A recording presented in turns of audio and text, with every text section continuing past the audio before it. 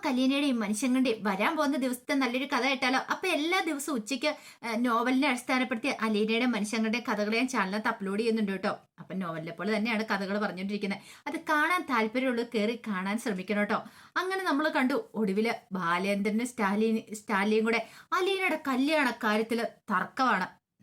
കാരണം അലീനയെ മനുഷ്യങ്ങനെ കൊണ്ട് കല്യാണം കഴിപ്പിക്കണം എന്നായിരുന്നു ബാലേന്ദ്രന്റെ ആഗ്രഹം. പക്ഷെ സ്റ്റാൻലിക്ക് അങ്ങനെയല്ല. നല്ലൊരു ചെറുപ്പക്കാരനെ കണ്ടെത്തി, വേറെ നല്ലൊരു ചെറുപ്പക്കാരനെ കണ്ടെത്തി അലീനയുടെ കല്യാണം നടത്തണം. അങ്ങനെ അവർ രണ്ടുപേരും തമ്മിലുള്ള തർക്കത്തിനിടയിലേക്ക് അലീന വന്നു. അലീനയോട് ബാലേന്ദ്രൻ ഈ കാര്യം പറഞ്ഞു. പിന്നീട് സ്റ്റാൻലി ചോദിച്ചു, അല്ല മോളുടെ അഭിപ്രായം എന്താ എന്ന് ചോദിച്ചു. ബാലേന്ദ്രനും അലീനയുടെ അഭിപ്രായം അറിയാനായിട്ടായിരുന്നു താല്പര്യം. രണ്ടുപേരുടെ സൈഡിലേക്ക് അലീന പോയിരുന്നു.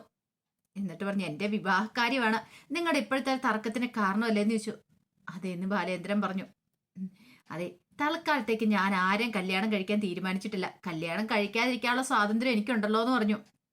അത് കേട്ടപ്പോൾ ബാലേന്ദ്രൻ സ്റ്റാൻലിയുടെ മുഖം ഒരുമിച്ച് വാടി. രണ്ടുപേരും ഇങ്ങനെ ഉത്തരവല്ല പ്രതീക്ഷിച്ചുകൊണ്ടിരുന്നേ. അല്ല, ആ തീരുമാനം ശരിയല്ലോ എന്ന് ബാലേന്ദ്രൻ പറഞ്ഞു.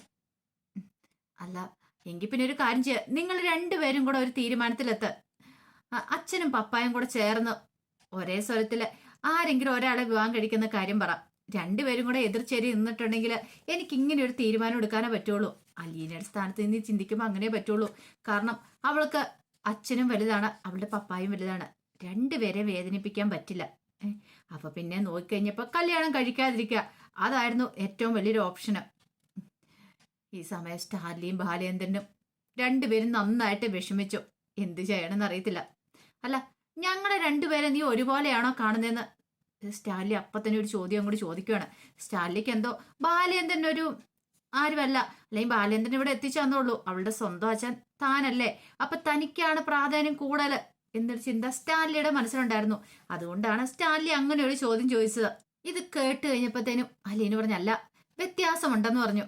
ബാലേന്ദ്രൻ മേനോനെ ചൂണ്ടിക്കാണിച്ചിട്ട് പറഞ്ഞു, അതെ, ജീവിതത്തിൽ ആദ്യമായിട്ട് ഞാൻ അച്ഛ എന്ന് വിളിച്ച ഈ ഇരിക്കുന്ന അച്ഛനെയാണ്.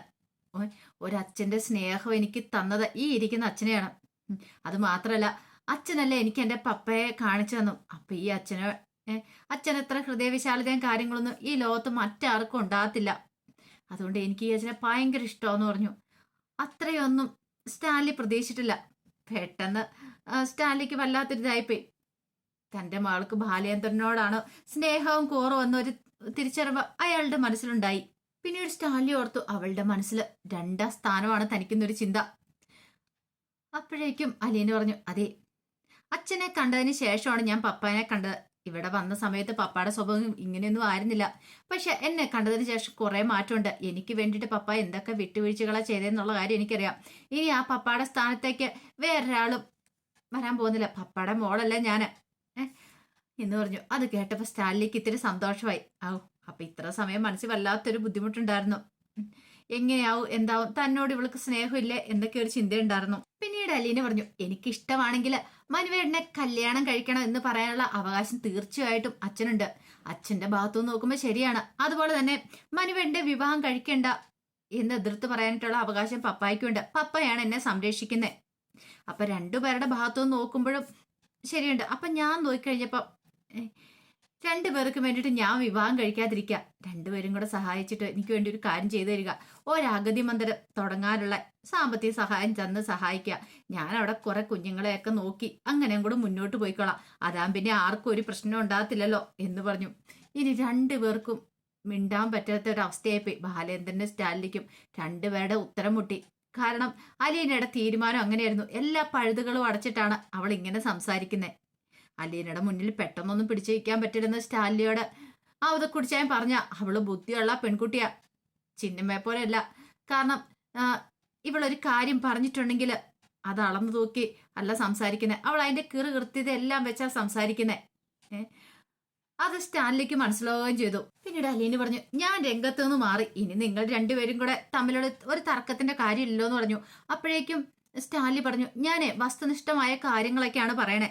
അത് മേനോന് ഇഷ്ടപ്പെടാത്ത എന്റെ കുഴപ്പമില്ലെന്ന് പറഞ്ഞു.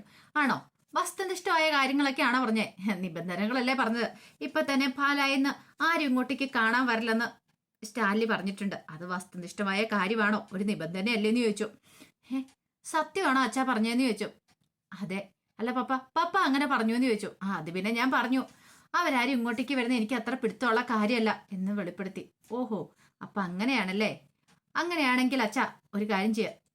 പപ്പ പറഞ്ഞത് സത്യമുണ്ട്, ആരും നിങ്ങൾ ഇങ്ങോട്ടേക്ക് വരണ്ട. കാരണം പപ്പയുടെ വീടതല്ലേ ഇത്. ആരൊക്കെ ഇവിടെ വരണം വരണ്ടാന്ന് തീരുമാനിക്കുന്നേ പപ്പായല്ലേന്ന് ചോദിച്ചു. സ്റ്റാൻലിക്ക് അത് കേട്ട ഭയങ്കര സന്തോഷമായി. ഓ, ഇവള് തന്നോടൊപ്പാ നിൽക്കുന്നേ. ബാലേന്ദ്രൻ ഒരു അടി കൊടുത്തെന്നൊരു ചിന്തയായിരുന്നു. പെട്ടെന്ന് തന്നെ അലീന പറഞ്ഞു, അതെ ഇനി അച്ഛൻ ഇങ്ങോട്ട് വന്ന് ബുദ്ധിമുട്ടണ്ട, ഞാൻ അവിടേക്ക് വന്നോളാന്ന് പറഞ്ഞു. കാരണം അച്ഛൻ ആർക്കെങ്കിലും കാണാൻ തോന്നി എന്നെ ഒന്ന് വിളിച്ചാൽ മതി, ഞാൻ ആ പപ്പയുടെ അനുവാദം മേടിച്ചിട്ട് അങ്ങോട്ട് വന്നോളാം. ഇപ്പൊ ബാലേന്ദ്രന്റെ സന്തോഷമായി. അത് കേട്ട് കഴിഞ്ഞപ്പം ഈ സമയത്ത് സ്റ്റാലിയുടെ മുഖമൊക്കെ മാറി. അതെ, നിങ്ങൾ രണ്ടുപേരും തമ്മിലെ ഇങ്ങനൊരു മത്സരം വേണ്ട, രണ്ടുപേരും കൂടെ മത്സരിച്ചുകൊണ്ട് നിങ്ങൾ രണ്ടുപേരും ജയിക്കും, തോൽക്കുന്ന ഞാനായിരിക്കും എന്ന് പറഞ്ഞു. എന്ത് പറയണമെന്നറിയില്ല, അത് രണ്ടുപേരും കൂടെ നിൽക്കുകയാണ്. കാരണം സ്റ്റാലിലേക്ക് മനസ്സിലായി ഇവളോട് തർക്കിച്ചിട്ടൊന്നും കാര്യമില്ല. തന്റെ നിബന്ധനകളൊക്കെ ഇവളുടെ തലയെ കെട്ടിവെക്കാൻ നോക്കിയിട്ടുണ്ടെങ്കിൽ അത് ഈ ജന്മത്തിൽ നടക്കില്ല എന്നുള്ള കാര്യം മനസ്സിലാവുകയും ചെയ്തു. അങ്ങനെ ഇത്തിരി കഴിഞ്ഞപ്പോഴത്തേനും ബാലേന്ദ്രൻ പറഞ്ഞു, എങ്കിൽ ശരി ഞാൻ ഇറങ്ങാൻ തുടങ്ങും. അങ്ങനെ അങ്ങോട്ട് അച്ഛനെ വിടുന്നില്ല. അതെ, വൈകുന്നേരത്തെ ചായയും കൂടെ കുടിച്ചിട്ട് പോയാൽ മതി എന്ന് പറഞ്ഞു. അങ്ങനെ അലീനയ്ക്ക് മുന്നിൽ കീഴടങ്ങാണ്ട് വന്നു ബാലേന്ദ്രന്. അങ്ങനെ വൈകുന്നേരത്തെ ചായ എല്ലാം കൂടി കഴിഞ്ഞ് ബാലേന്ദ്രൻ പോകുന്ന സമയത്ത് അലീന കാറിനടുത്തേക്ക് വന്നു. അതെ, അച്ഛൻ ഇനി എപ്പോഴും എന്നെ കാണാൻ വരുന്നേ. സ്റ്റാൻലി പറഞ്ഞില്ലേ എന്നോട് ഇങ്ങോട്ട് വരണ്ടെന്നു. പിന്നെ അച്ഛന്റെ ഒരു കാര്യം, അതെ അച്ഛനെ സ്റ്റാൻലിയെ കാണാനായിട്ടാണ് ഇങ്ങോട്ടേക്ക് വരുന്നത്, എന്നെ കാണാൻ വേണ്ടിട്ടല്ലേ എന്ന് ചോദിച്ചു. അത് പിന്നെ പറഞ്ഞു കഴിഞ്ഞപ്പോ പിന്നെ അങ്ങനെ പറഞ്ഞു നോർത്ത് കഴിഞ്ഞിട്ടുണ്ടെങ്കിലേ അച്ഛനിവിടെ വന്ന അച്ഛന് ഒരു പോരായ്മകൾ ഉണ്ടാതെ, അച്ഛന് ഒരു അപമാനം ഉണ്ടാതെ ഞാൻ നോക്കിക്കോളാം. അത് ഈ അലീന ഏറ്റെന്ന് പറഞ്ഞു. അച്ഛൻ വരത്തില്ലേന്ന് ചോദിച്ചു. അത് കേട്ടപ്പം ബാലേന്ദ്രൻ പറഞ്ഞു, ആ ശരി വരാന്ന് പറഞ്ഞു. അങ്ങനെ ഒടുവില് ബാലേന്ദ്രൻ യാത്രയൊക്കെ പറഞ്ഞു പോവാണ്. അലീനയ്ക്ക് ഭയങ്കര സന്തോഷമായിരുന്നു ബാലേന്ദ്രൻ വന്നതില്. അങ്ങനെ ബാലേന്ദ്രൻ പോകുന്നോടം വരെ അലീന അവിടെ നോക്കി നിന്നു. ബാലേന്ദ്രൻ പോയതിന് ശേഷമാണ് അകത്തേക്ക് കയറിയത്.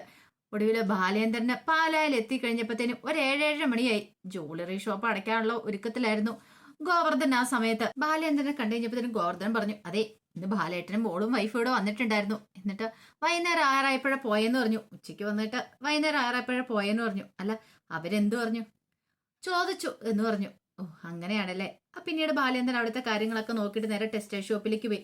അത് കഴിഞ്ഞ് വീട്ടിലെത്തിയപ്പോ ഒരു 8-8:30 മണിയായി. ഭവതിയാണ് വന്ന് കഥവ് തുറന്നു കൊടുത്തേ.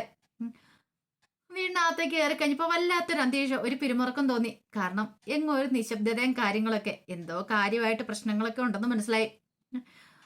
അങ്ങനെ അകത്തേക്ക് കയറി കഴിഞ്ഞപ്പോഴത്തേനും കൃഷ്ണമോള് ഹാളിലിരുന്ന് പഠിക്കുന്നത് കണ്ടു. വൈജയന്തി ആണെങ്കിലോ ഡൈനിങ് ടേബിളിലേക്ക് തലവെച്ച് അങ്ങനെ അവിടെ കിടക്കുന്നത് കണ്ടു.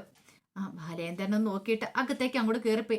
ഡ്രസ്സൊക്കെ മാറിയിട്ട് താണെ ഊണുമേശയിലേക്ക് വന്നു കഴിഞ്ഞപ്പോഴത്തേനും വൈജയന്തി എന്ത് ചെയ്തു, ഫുഡൊക്കെ ഓർഡർ നിരത്തി വെച്ചു. ആരും ഒന്നും മിണ്ടാതെ നിശബ്ദരായിട്ട് എല്ലാവരും കൂടെ എടുത്ത് കഴിക്കാൻ തുടങ്ങി. ആ സമയത്ത് വൈജയന്തി ഇടയ്ക്കിടയ്ക്ക് ബാലേന്ദ്രനെ നോക്കുന്നുണ്ട്. ആ നോട്ടത്തിന്റെ അർത്ഥം ബാലേന്ദ്രന് മനസ്സിലായി. ഇവൾക്ക് തന്നോട് എന്തോ ചോദിക്കാനുണ്ട്, താനിന്ന് എവിടെ പോയത്, അതായിരിക്കും ഒന്ന് ചോദിക്കാനായിട്ട് വരുന്നേ എന്നൊരു ചിന്ത ബാലേന്ദ്രന്റെ മനസ്സിലുണ്ടായിരുന്നു. വൈജയന്തി ഇങ്ങനെ നിൽക്കുന്ന കണ്ടു കഴിഞ്ഞപ്പോഴത്തേനും കൃഷ്ണമോള് ചോദിച്ചു, അമ്മ കഴിക്കണില്ലേന്ന് ചോദിച്ചു. ഇല്ല എന്ന് പറഞ്ഞു. ബാലേന്ദ്രന് മൈൻഡ് ചെയ്യാൻ പോലും പോയില്ല. കഴിച്ച് തീരാറായി കഴിഞ്ഞപ്പോഴത്തേനും വൈജയന്തി ചോദിച്ചു, അല്ല ബാലേന്ദ്രൻ ഇത് കടയിലുണ്ടായിരുന്നോ എന്ന് ചോദിച്ചു. ആ ഇല്ലായിരുന്നെന്ന് തോന്നുന്നു. ഒരു തമാശ മട്ടിലാണ് ബാലേന്ദ്രൻ പറയണേ. അതെന്താ ബാലേന്ദ്രൻ ഒരു തീർച്ചയല്ലേന്ന് ചോദിച്ചു.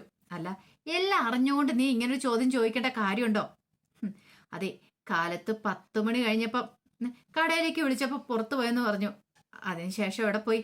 അല്ല കൃത്യമായിട്ടൊന്നും അറിയില്ല എന്ന് പറഞ്ഞു. അതോടെ കേട്ട് കഴിഞ്ഞപ്പോഴത്തേനും ഭയങ്കര ദേഷ്യമായി പോയി വൈജയന്തിക്ക്. അപ്പോഴേക്കും വൈജയന്തി പറഞ്ഞു, ബാലേന്ദ്രൻ ഇന്ന് കടയിലേക്കൊന്നും പറഞ്ഞു പോയിട്ട് ഒരു 10 മിനിറ്റ് നേരം കടയിലിരുന്നിട്ട് അവിടുന്ന് പോയി. പിന്നെ എപ്പോഴാ 7 മണി വരെ അവിടെ തിരിച്ചെത്തിയിട്ടില്ല. മനസാക്ഷി സൂക്ഷിപ്പാനാണല്ലോ ഗോവർദ്ധനോടും പറഞ്ഞിട്ടില്ല. ഞാനാണല്ലോ നമ്പർ 1 ശത്രു, എന്നോട് പറഞ്ഞില്ലെങ്കിലും കാര്യമില്ല. സ്വന്തം മക്കളോടെങ്കിലും പറയാലോ. അത് മാത്രല്ല പെങ്ങളെ കെട്ടിയവനെയാണല്ലോ കടയേൽപ്പിക്കുന്നത്. വിശ്വസ്തനായ ഗോവർദ്ധനെ അറിയത്തുണ്ടായിരുന്നില്ല എങ്ങോട്ടാ പോയെന്നുള്ള കാര്യങ്ങള്. അത് കേട്ടപ്പോ ബാലേന്ദ്രൻ പറഞ്ഞു, ഇതെന്റെ ആദ്യ രഹസ്യയാത്രയൊന്നും അല്ലോ. ഇതിനു മുമ്പ് ഞാൻ കോയമ്പത്തൂര്, ഊട്ടി, നീലഗിരി എന്ന് വേണ്ട കുറെ രഹസ്യയാത്രകൾ നടത്തിയിട്ടുണ്ട്. അങ്ങനെ രഹസ്യയാത്രകൾ നടത്തി കഴിഞ്ഞപ്പോഴാണ് വീണ്ടും എനിക്ക് അതിനോടുള്ള ഇൻട്രസ്റ്റ് കൂടിയെന്ന് പറഞ്ഞു. ഓരോരോ രഹസ്യയാത്രകളൊക്കെ നടത്താനുള്ള. അത് കേട്ട് കഴിഞ്ഞപ്പോഴത്തേനും വൈജയ്ക്കും ദേഷ്യമായി. അതെ ബാലേന്ദ്ര, കേൾക്കുന്നതിന് ഒരു പരിധിയൊക്കെ ഉണ്ട് കിട്ടുമെന്ന് പറഞ്ഞു. അല്ല ഞാനതിന് കൂടുതലായിട്ടൊന്നും പറഞ്ഞില്ലല്ലോ. അതെ ഇവിടെ എനിക്ക് വിവിധവയുടെ ജീവിതമാണെങ്കിലും ഞാൻ ബാലേന്ദ്രന്റെ ഭാര്യയാന്നുള്ള കാര്യം ഓർമ്മ വേണം. അല്ല ഇതെങ്ങോട്ടാ ഇത്ര ധൃതി പിടിച്ചെന്ന് പോയെന്ന് ചോദിച്ചു. അത് കേട്ടതും ബാലേന്ദ്രൻ പറഞ്ഞു, അല്ല നീ ചോദിച്ചൊന്നുമില്ലല്ലോ. ഏ അങ്ങനെ ചോദിച്ചോ? എങ്ങോട്ടാ പോയത് എന്താന്നൊക്കെ ചോദിച്ചോ? മുമ്പ് എനിക്കൊരിതുണ്ടായിരുന്നു. ഉം, ചോദ്യം ചോദിക്കാതെ ഉത്തരം എഴുതുന്നേ. പക്ഷെ ഇപ്പൊ ഞാൻ ആ പരിപാടി അങ്ങ് നിർത്തി. ഏ ചോദ്യം ചോദിക്കാതെ ഉത്തരം എഴുതുന്ന പരിപാടി നിർത്തി. ചോദ്യം ചോദിച്ചാൽ മാത്രമേ ഉത്തരം എഴുത്തുള്ളെന്ന് പറഞ്ഞു. ആ പിന്നെ ചോദിച്ചുകൊണ്ട് പറയാം, കുളത്തൂപ്പുഴ വരെ പോയെന്ന് പറഞ്ഞു. അത് കേട്ടപ്പോ കൃഷ്ണപോളും ഭവിതയൊക്കെ പരസ്പരം ഒരു നോട്ടം കൈമാറി. അവർക്ക് മനസ്സിലായി എങ്ങോട്ടാ പോയെന്നുള്ള കാര്യം. അപ്പോഴേക്കും വൈജയന്തി ചോദിച്ചു, കുളത്തൂപ്പുഴ എന്താ ജൗളിക്കടയുടെ ബ്രാഞ്ച് വല്ലതും തുറക്കുന്നുണ്ടോ അതോ സ്വർണ്ണക്കടയുടെ എന്ന് ചോദിച്ചു. അതെ, അവിടെ നല്ല കാറ്റ് കിട്ടും, അവിടുത്തെ കാറ്റേറ്റ് നിൽക്കാൻ നല്ല സുഖമുണ്ടെന്ന് പറഞ്ഞു. അപ്പോഴേക്കും കൃഷ്ണപോൾ ഇരിച്ചു. വൈജയന്തി ചോദിച്ചു, എന്താടി നീ വിളിക്കണേന്ന് ചോദിച്ചു. അല്ല, അച്ഛന് പറഞ്ഞാൽ എന്താ അച്ഛാ, അലിയൻ ചേച്ചിയെ കാണാൻ പോയതാന്നുള്ള കാര്യം. എടി, അലിയൻ ചേച്ചിയെ കാണാൻ പോയെന്ന കാര്യം പറയണമെങ്കിൽ വളച്ചുകെട്ടല്ലാതെ നേരെ ചോദിക്കുവാണെങ്കിൽ പറയാം. പക്ഷെ ഇതൊരു മതി, CBI ചോദിക്കുന്ന പോലെ ചോദ്യം ചെയ്തിട്ടുണ്ടെങ്കിൽ ഞാൻ അങ്ങനെ വിട്ടുകൊടുക്കേണ്ട കാര്യം എന്തോ. അത് കേട്ട് കഴിഞ്ഞപ്പോഴത്തേനും വൈജയന്തി ഇങ്ങനെ നോക്കിയിട്ട് ചെന്താ, അവൾക്ക് വല്ല പൈസ കൊടുക്കാൻ പോയതാണോ അതോ അവള് സുഖമില്ലാതെ കിടക്കുവാണോ? വൈജയന്തി പരമാവധി സൗമ്യത സർത്തി വരുത്തിയിട്ടാണ് ചോദിക്കുന്നത്. ബാലേന്ദ്രന് മനസ്സിലായി കൊടുങ്കാറ്റിന് മുൻപുള്ള ശാന്തത അതെന്നുള്ള കാര്യം. വൈജയന്തിന്റെ സ്വഭാവം ഇന്നേ അല്ലല്ലോ ബാലേന്ദ്രൻ കാണാൻ തുടങ്ങിയിട്ട്. അപ്പോഴേക്കും ബാലേന്ദ്രൻ പറഞ്ഞു, അതെ, എനിക്ക് അലിയനെ ഒന്ന് കാണണമെന്ന് തോന്നി, പോയി കണ്ടു. അല്ല, ഇവിടെ കുറെ പെണ്ണുങ്ങളുണ്ടായിരുന്നല്ലോ ഇതിനു മുമ്പ് ജോലിക്ക് വന്നോണ്ടിരുന്നേ. അവര് പോയിട്ടൊന്ന് ബാലേന്ദ്രൻ അവിടെ പോയി കണ്ടല്ലോ. അല്ലെ ഇനിയിപ്പോ പോയിട്ടുണ്ട്, അവര് പിരിഞ്ഞു പോയി കഴിഞ്ഞിട്ട് അവരുടെ ക്ഷേമമൊക്കെ അന്വേഷിക്കാനായിട്ട്. അപ്പോഴേക്കും ബാലേന്ദ്രൻ ഒന്ന് ചിരിച്ചു. പരിഹാസത്തോടെ ചിരിയായിരുന്നു. അയ്യേ, ഞാൻ അത്രക്കാരനൊന്നും അല്ലെന്ന് പറഞ്ഞു. കൃഷ്ണമോൾക്ക് ശരിക്കും ചിരി വരുന്നുണ്ടായിരുന്നു. അല്ല പിന്നെ ബാലേന്ദ്രൻ അവളോട് എന്താ ഇത്ര മമത? അവള് ആരാ ബാലേന്ദ്രന്റെ? മറ്റുള്ളവരെ പോലെ ഒരു വീട്ടുവേലക്കാരി മാത്രമായിരുന്നല്ലോ. അല്ല, 1 മാസം ആയല്ലോ അവൾ ഈ വീട്ടിൽ നിന്ന് പിരിഞ്ഞു പോയിട്ട്. അപ്പൊ തന്നെ ബാലേന്ദ്രനെ കാണാതിരിക്കാൻ പോലെ. നിങ്ങൾ തമ്മിൽ സന്ദർശിക്കാനുള്ള ബന്ധം എന്താ? നിങ്ങളുടെ മകളാണോ അവളെന്ന് ചോദിച്ചു. അതെ, ഞങ്ങൾ തമ്മിലുള്ള ബന്ധമാണെന്ന് നിനക്ക് പറഞ്ഞാൽ മനസ്സിലാകത്തൊന്നുമില്ല. പിന്നെ മകളാണെന്ന് ചോദിച്ചാ മകളല്ല. ഞാൻ പലപ്പോഴും ആഗ്രഹിച്ചിട്ടുണ്ട് അവൾ എന്റെ മകളായെങ്കിലോ എന്ന്. എനിക്ക് അവള് മകളെ പോലെയാ. മകളെ പോലെയാണല്ലോ, മകളല്ലല്ലോ. നിങ്ങക്ക് 2 പെൺമക്കളുണ്ട്, അവരെ സ്നേഹിച്ചാ പോരെ. എന്നിട്ട് അതുമില്ലാഞ്ഞിട്ട് കണ്ടവൾമാരെ സ്നേഹിക്കാനായിട്ട് പോയിരിക്കണു. അപ്പോഴേക്കും ബാലേന്ദ്രൻ പറഞ്ഞു, അതെ, നിന്നോട് പറഞ്ഞു കഴിഞ്ഞ കാര്യങ്ങൾ ഇനി എനിക്ക് ആവർത്തിക്കാൻ താല്പര്യമില്ല. വെറുതെ അപവാദങ്ങളും നുണകളും മാത്രം പറയാൻ വാ തുറക്കുന്ന നിന്റെ ഇത് കേൾക്കാൻ എനിക്ക് താല്പര്യമില്ല. നീ കാരണം ആ പാവം പെങ്കൊച്ചി ഈ വീട് വിട്ടു പോയത്. ഇപ്പൊ അവള് നല്ല സുഖത്തിലും സന്തോഷത്തില വേറൊരു വീട്ടിൽ കഴിയണേ. അവളെ അവിടെ കൊണ്ടാക്കിയത് ഞാനാണ്. ഇടയ്ക്ക് പോയി അവളുടെ സുഖവരം അന്വേഷിക്കേണ്ട ബാധ്യത എനിക്കുണ്ട്. അവളെ ആശ്വസിപ്പിക്കേണ്ട സമയത്ത് ആശ്വസിപ്പിക്കേണ്ടതുണ്ട്. അതിനുവേണ്ടി ഇനിയും ഞാൻ അവിടെ പോയെന്നൊക്കെ ഇരിക്കും. ബാലേന്ദ്രനും വിട്ടുകൊടുക്കാനായിട്ട് തയ്യാറായിരുന്നില്ല. അപ്പോഴേക്കും വൈജയന്തി പറഞ്ഞു, ജോലിന്ന് പിരിഞ്ഞുപോയ വീട്ടുവേലക്കാരികളെ പിറകെ ചെന്ന് ആശ്വസിപ്പിക്കേണ്ട കാര്യം ഏതെങ്കിലും വീട്ടിലെ കുടുംബനാഥന്മാർക്കുണ്ടോ എന്ന് എനിക്ക് അറിയത്തില്ല. പിന്നെ ഞാൻ ആദ്യമായിട്ട് എങ്ങനെയൊക്കെ കാണുന്നേ. അല്ല, പോയി അന്വേഷിച്ചിട്ട് എന്താ? അവളുടെ സുഖവരം അന്വേഷിക്കാൻ പോയതാണോ? അല്ല, അവൾക്ക് വിശേഷമൊന്നും ഇല്ലല്ലേ? ഇനി അവളെ വിശേഷം എന്തെങ്കിലും ഉണ്ടായിട്ട് ഹോസ്പിറ്റലിലേക്ക് വല്ലതും കൊണ്ട് കാണിക്കാൻ പോയതാണെന്നൊരു ചോദ്യമായിരുന്നു. ചോദ്യം ചോദിച്ച് തീർന്നു കഴിഞ്ഞില്ല. അതിനിപ്പുറം ബാലേന്ദ്രൻ ചാടി എഴുന്നേറ്റു. നിർത്തടിയെന്നും പറഞ്ഞിട്ട് ഒറ്റ അലർച്ചയായിരുന്നു. രോഹിത് അടക്കം കുട്ടികളൊക്കെ ഞെട്ടിപ്പോയി.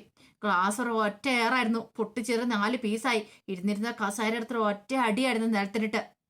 ആദ്യം വേണം അച്ഛന്റെ മുഖം ഇങ്ങനെ കാണുന്നത്. കൃഷ്ണമോൾക്ക് കാര്യം മനസ്സിലായി. വൈജയന്തി ചോദിച്ച ചോദ്യം തന്റെ സ്വന്തം മകളാന്ന് അറിയാതെയാണ് ചോദിക്കുന്നത്. എന്നാലും ഒരിക്കലും ചോദിക്കാൻ പാടില്ലാത്ത ചോദ്യം ചോദിച്ചേ. ബാലേന്ദ്രന് സഹിക്കാൻ പറ്റുമോ? ബാലേന്ദ്രൻ ഭ്രാന്ത് പിടിച്ച അവസ്ഥയില് വൈജയന്തിയെ നോക്കണം. ഇപ്പൊ തല്ലുന്ന മട്ടിലായി. ദേഷ്യം കൊണ്ട് ബാലേന്ദ്രനെ വിറയ്ക്കാൻ തുടങ്ങി. കുട്ടികളൊക്കെ ഭയന്ന് നിൽക്കുവാണ്. ഇനി എന്ത് സംഭവിക്കും എന്ന് അറിയാൻ വേണ്ടിയിട്ട്. അപ്പൊ അതിന്റെ വിശേഷങ്ങളാണ് കാണുന്നത്. ഇതിന്റെ ബാക്കി വിശേഷങ്ങൾക്കായി കാത്തിരിക്കാട്ടോ. നാളെ ഉച്ചയ്ക്ക് ഇതിന്റെ ബാക്കി വിശേഷങ്ങളുമായി വരാട്ടോ. അപ്പൊ ഞാൻ ആദ്യമേ പറഞ്ഞിട്ടുണ്ടായിരുന്നു നോവലിനെ അടിസ്ഥാനപ്പെടുത്തിക്കൊണ്ട കഥ പറയണേന്ന്. അപ്പൊ ഇതിന്റെ ബാക്കി കഥ അറിയാൻ താല്പര്യമുള്ളവർ കാത്തിരിക്കണം കേട്ടോ. അപ്പം നിങ്ങൾക്ക് ഇഷ്ടപ്പെടുവാണെങ്കിൽ ഒന്ന് കമന്റ് ചെയ്യാനും മറക്കരുതേ. ഒരിക്കൽ കൂടി എല്ലാവർക്കും ശുഭദിനം നേർന്നുകൊണ്ട് നിർത്തുന്നു. നന്ദി.